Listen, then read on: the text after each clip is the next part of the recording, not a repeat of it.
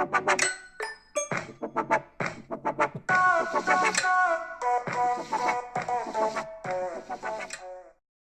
is such an awesome experience, to be up close and personal with a model of the Apollo 11 command module. This incredibly small space was home to a 3-person crew for much of the first manned lunar landing in 1969. Neil Armstrong, Buzz Aldrin, and Michael Collins all launched from Cape Kennedy atop a Saturn V rocket, and this command module was the only portion of the spacecraft to return to Earth. Now, in 1975, the Apollo program ended, and no human has been sent to the lunar surface since.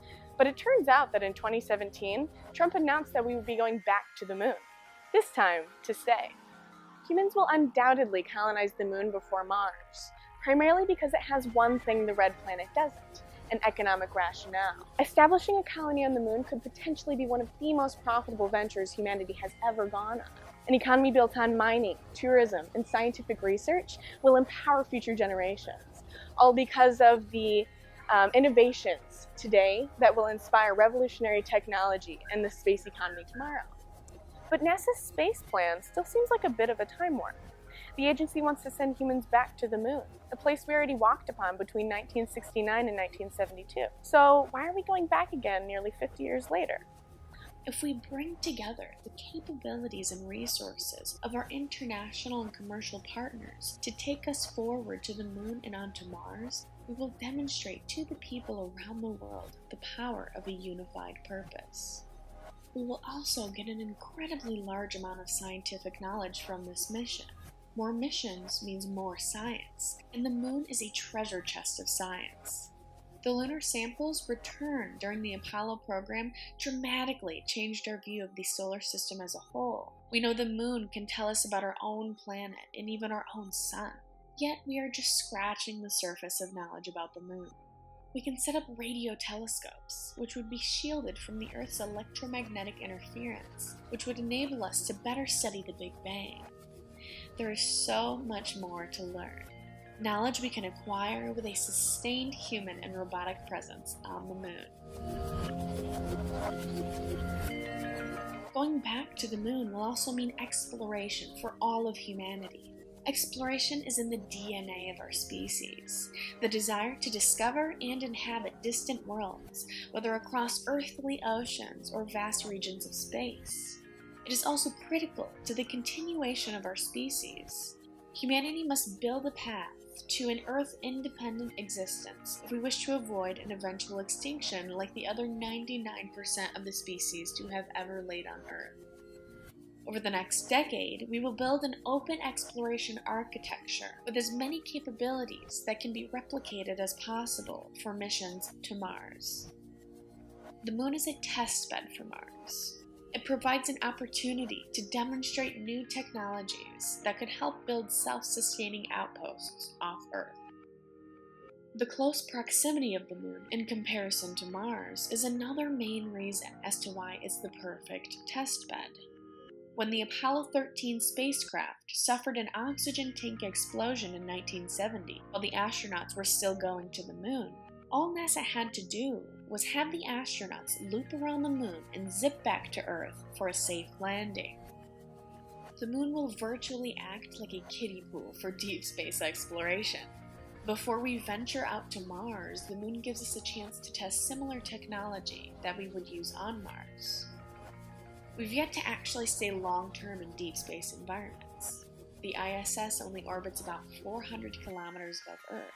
And yes, while it is technically in space, it doesn't even compare to the 380,000 kilometer distance between us and the moon. And it isn't even the same ballpark as the 54 million kilometer journey between the Earth and Mars.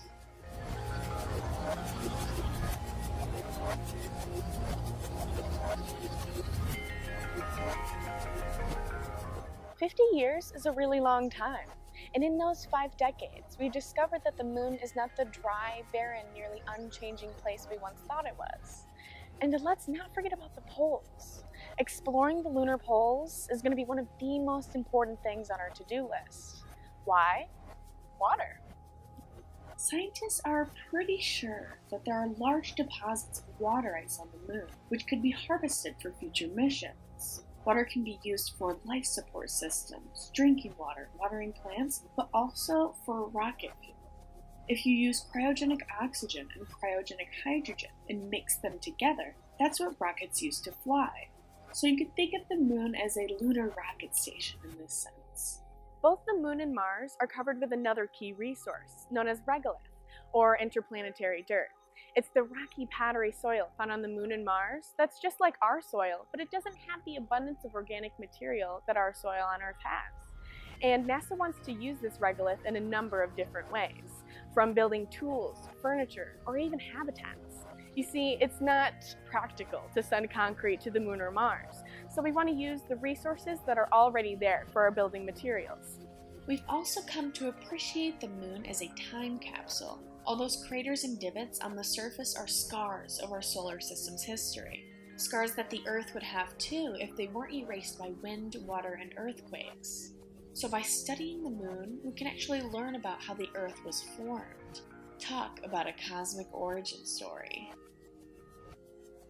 Not only would it provide us the opportunity to perform thousands of experiments on and around the lunar surface, but it would also bring tons of jobs here to Earth. And this wouldn't be the first time that NASA has benefited the economy. For example, the $25 billion spent on NASA's research and development from 1959 to 1969 continued to return money to the economy until about 1987, almost 30 years later. They returned over $181 billion. You see, NASA was created and gave birth to all of these new ideas and technologies. But then we stopped. People stopped caring, funding went down, and we've been coasting ever since. At first, we most likely wouldn't be living on the surface of the moon. The most likely course of action is something called the Lunar Gateway. The Lunar Gateway will essentially act as an ISS, but for the moon. It will be our main base of operations for everything taking place on the lunar surface. It will serve as a laboratory for any and all work, and it will serve as a living space for all the scientists on board. It will be able to hold new kinds of rovers and robots and other technology to be used down on the surface. The gateway could be regularly serviced, just like the ISS, and some of these trips will be made by privately built spacecraft as well. A number of companies, including Jeff Bezos' Blue Origin, are developing landers that could aid NASA's efforts. Living on the gateway for months at a time will give us a deeper insight as to how our bodies react to the potentially harsh deep space environment and perhaps give us a way to prevent the worst from happening. NASA plans to build a gateway in the moon's orbit by 2026. NASA has also been working on a little something called the Space Launch System, or SLS, for the better part of the past decade. Think of it as the BFR of NASA. It's very similar to the Saturn V as well, the rocket that's responsible for many of the major feats NASA accomplished during the space race. The SLS, though, will be able to send humans into deep space missions, to the moon, to Mars, and hopefully beyond. But as is NASA tradition, it keeps getting delayed. Some critics worry that if NASA focuses on the moon, it will become a costly detour for the mission to Mars, and a human Mars mission will be pushed out a few years or decades. This is also the third time this century that NASA has been ordered to make a major shift in the focus of its human spaceflight program.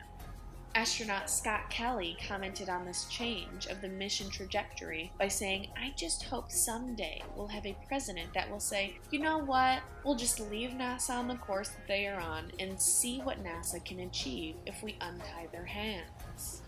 Many employees at NASA feel as if these drastic changes in missions caused by changes in presidencies are similar to a reset button, and in turn wasting billions of dollars of previous investment.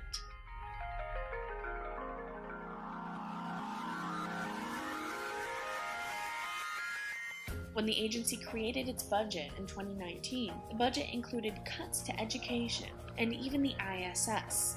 The budget calls for the agency to stop operating the ISS in 2025.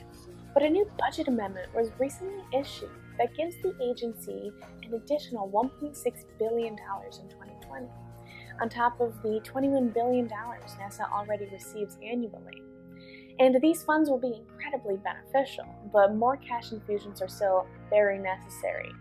Think of this investment as a down payment on NASA's effort to land humans on the moon by 2024.